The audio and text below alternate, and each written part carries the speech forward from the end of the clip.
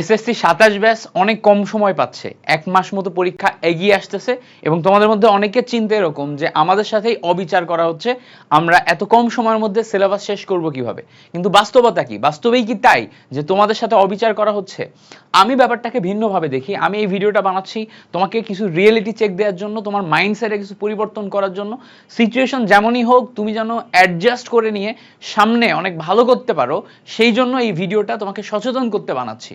দেখো, আমাদের 2020 সালে যখন করোনা আসে, করোনার পর থেকে যে ব্যাচগুলো আসছে, এই ব্যাচগুলোর একাডেমিক যে ক্যালেন্ডার এটা একদম নষ্ট হয়ে গেছিল।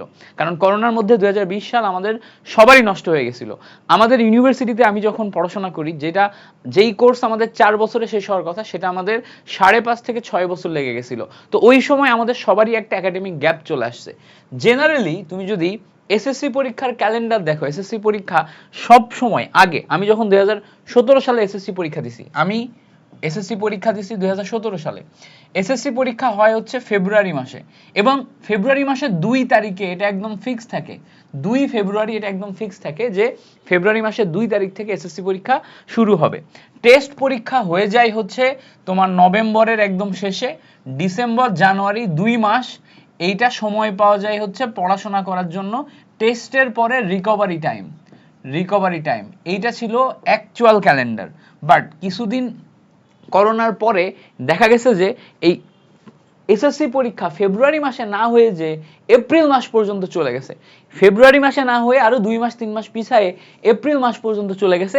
আবার সিলেবাস হয়ে গেছে শর্ট, ঠিক আছে, সিলেবাস হয়ে গেছে শর্ট, মানে আমাদের ক্যালেন্ডার ওদিকে পিছাচ্ছে, সিলেবাস করছে শর্ট, মানে পড়াশোনার যে অ্যাকচুয়াল কোয়ালিটি সেটা অনেক বেশি কমে যাচ্ছে। এতে প্রবলেমটা কোথায় ক্রিয়েট হয়? এতে প্রবলেম ক্রিয়েট হয় তোমার যেখানে ফেব্রুয়ারি মাসে পাস করার কথা ছিল, জুনের মধ্যে কলেজে ভর্তি হয়ে যাওয়ার কথা ছিল, তুমি সেখানে এপ্রিলে যে পরীক্ষা দিচ্ছ, তুমি কলেজে ভর্তি হচ্ছ যে নভেম্বর ডিসেম্বরের দিকে। তোমার আগের ব্যাচ এসএসসি 26 ব্যাচ যারা আছে তাদের দেখবা কলেজে যে ভর্তি হইতে হইতে নভেম্বর ডিসেম্বর হয়ে যাবে। নভেম্বর ডিসেম্বরে কলেজে যে ভর্তি হইলে ওদিকে কলেজে যে তুমি আরো কম টাইম পাবা, কলেজে যে কলেজ আরো দ্রুত শেষ হবে। এবং মাঝখানে এরকম কয়েকটা ব্যাচ গেছে যেখানে কলেজ লাইফে সিলেবাস এসএসসি সিলেবাসের 5-7 গুণ বেশি, 13 মাসেও কলেজ লাইফ শেষ করছে, এরকম মানুষজন আছে। নর্মালি সময় পাওয়া যায় 18 থেকে 19 মাস কলেজে, ঠিক আছে। তুমি এসএসসিতে সময় পাইছো 25 মাস মতো, সেখানে 18 থেকে 19 মাস সময় পাওয়া যায় কলেজ লাইফে, সেইটা কয়েকটা ব্যাচ মাঝখানে 13 মাসেও কমপ্লিট করছে, শুধুমাত্র করোনার ওই নষ্ট টাইমের কারণে এবং সিলেবাস শর্ট হওয়ার কারণে তারা এটা টুকটাক অ্যাডাপ্ট করতে পারছে। তোমাদের পরীক্ষা ফেব্রুয়ারিতে না হয়ে জানুয়ারিতে আনার পিছনের রিজনই হচ্ছে যে তোমাদের একাডেমিক ক্যালেন্ডারটা যেন ঠিক হয় এবং তোমাদের 1-1.5 বছরের টাইমটা যেন ওয়েস্ট না হয়।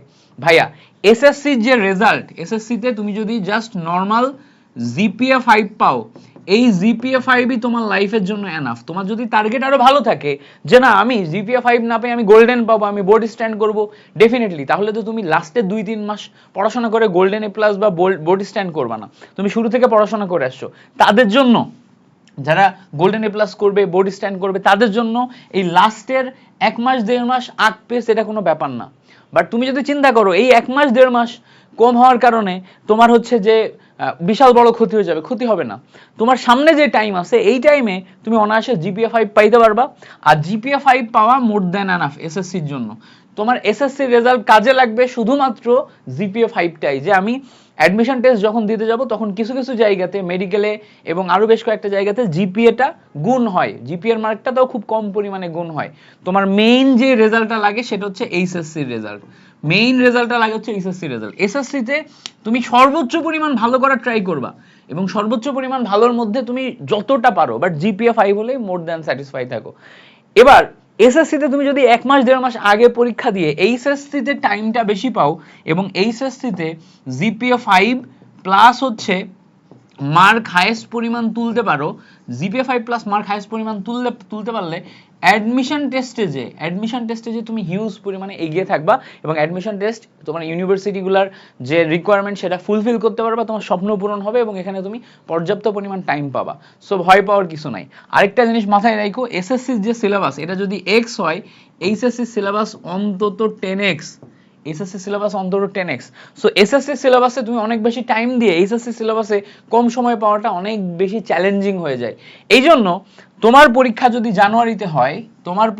জানুয়ারিতে হয় it's a very good decision, because তুমি দ্রুত কলেজে ঢুকতে পারবা। দ্রুত কলেজে ঢুকলে কলেজ লাইফে তুমি টাইমটা প্রপার টাইম পাবা। প্রত্যেক ব্যাচের সাথে কলেজ লাইফে যেহেতু কম সময় পাইছে, এই সমস্যাটাই তোমরা পড়বা না। কলেজের সিলেবাসগুলা ফুল সিলেবাসে চলে গেছে। এসএসসি সিলেবাস ফুল সিলেবাস কঠিন কোনো সিলেবাস না। HSC syllabus full syllabus is a very tough syllabus, very tough syllabus. এমন এমন চ্যাপ্টার আছে, এমন এমন টপিক আছে, এমন এমন জিনিসপত্র আছে, এগুলোর সাথে ইঞ্জিনিয়ারিং এ যেও অ্যাডজাস্ট করতে কষ্ট হয়ে যায় অনেক মানুষের। So very tough syllabus. এই জন্য চিন্তার কিচ্ছু নাই। জানুয়ারিতে পরীক্ষা হচ্ছে।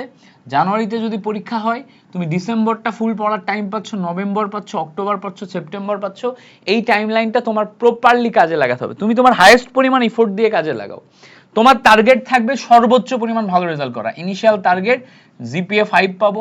এর চেয়ে ভালো টার্গেট কি? এর চেয়ে ভালো টার্গেট হচ্ছে গোল্ডেন তুলবো। তার চেয়ে ভালো টার্গেট কি? আমি 1200 প্লাস মার্ক তুলবো। এই সব কিছু টার্গেট নিয়ে তুমি আগাবা। তুমি জাস্ট তোমার নিজের সাথে অনেস্ট থাকো। অনেস্ট থেকে ডেইলি 8 আওয়ার প্লাস পড়াশোনা করো। নিজের প্রতি অনেস্ট হও, নিজের প্রতি যে আমি ডেইলি 8 আওয়ার প্লাস পড়াশোনা করব, এবং এটা আমি শুধু ক্লাস করব না, আমি নিজে পড়বো। আমি কিন্তু বারবার এই কথাটা বলি, তুমি নিজে না পড়লে যতই তুমি ক্লাস করো, ওই ক্লাসে কোনো লাভ হবে না। তুমি নিজে পড়বা daily 8 hour plus, 7 to 8 hour পড়াশোনা করবা। এই সেলফ স্টাডি তোমাকে পরীক্ষার হলে ভালো পারফর্ম করার অ্যাবিলিটি তৈরি করে দিবে। অনেকে বলবা ভাইয়া প্রশ্নের প্যাটার্ন তো কঠিন হচ্ছে। আগে তো প্রশ্নের প্যাটার্ন তো মানে সহজ ছিল, কঠিন হচ্ছে। প্রশ্নের প্যাটার্ন কঠিন হচ্ছে না। প্রশ্নের প্যাটার্ন কঠিন হচ্ছে না। 2019 সাল পর্যন্ত যে এসএসসি পরীক্ষাগুলো হয়েছে, 19-এর আগে পর্যন্ত যেই স্ট্যান্ডার্ড ছিল সেই স্ট্যান্ডার্ডে ফিরে আসছে। মাঝখানে করোনার কারণে জিনিসটা এত বেশি ইজি করে দিছিল যে রেজাল্ট করা অনেক ইজি হয়ে গেছিল না, মানে খাতা ভরায় লিখে আসলে রেজাল্ট হইতো। ওই জিনিসপত্রগুলো তো সবসময় চলবে না।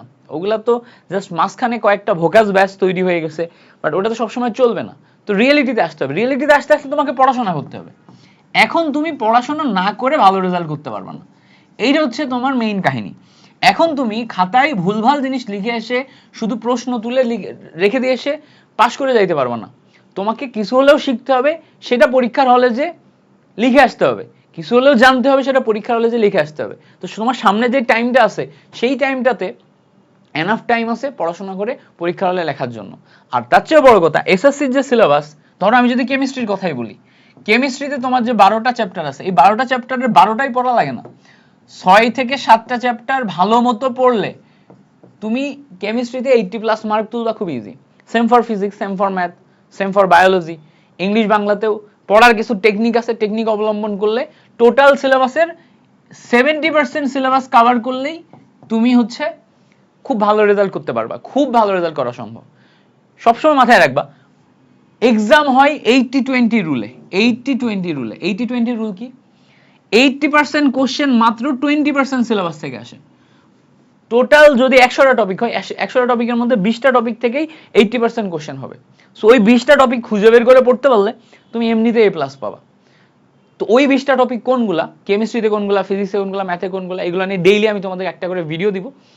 এই চ্যানেলটাতে সাবস্ক্রাইব করে রাখো, এই চ্যানেলের সাথে থাকো। এই চ্যানেলে তুমি ডেইলি হেল্প পাবা, একদম ডেইলি হেল্প পাবা। প্রত্যেকটা সাবজেক্টে অ্যানালাইসিস করে তোমাদেরকে ভিডিও দিব। বিদ্যার্থী এসএসসি এই চ্যানেলটাকে আমি অনেক বড় করতে চাই। তোমরা জানো যে আমি আগে আইটিএস একাডেমি নামে একটা প্রতিষ্ঠানে ক্লাস নিতাম তোমাদের এসএসসিতে। কিছু মাস ক্লাস নিয়ে ওটাকে বড় করার পরে ওখানে আমি এখন আর নাই। এখন এই চ্যানেলে আমরা বিদ্যার্থী নিয়ে কাজ করব, বিদ্যার্থী এসএসসি নিয়ে কাজ করব, যেটা আমার ব্র্যান্ড। আমাদের হচ্ছে যে নিজস্ব চ্যানেল, আমাদের অ্যাডমিশনেও বড় চ্যানেল আছে, এসএসসিতেও বড় চ্যানেল আছে। এসএসসি নিয়ে আমি কাজ শুরু করছি। তো এখানে সবগুলা সাবজেক্টে তুমি আমার থেকে হেল্প পাবা। আর তুমি সরাসরি যদি আমার থেকে গাইডলাইন পরামর্শ নিতে চাও, আমার টিমের থেকে গাইডলাইন পরামর্শ নিতে চাও, টেলিগ্রাম গ্রুপ লিঙ্ক দেওয়া আছে, ফেসবুক গ্রুপ লিঙ্ক দেওয়া আছে। বিশেষ করে টেলিগ্রামে আমি সবসময় অ্যাক্টিভ থাকি।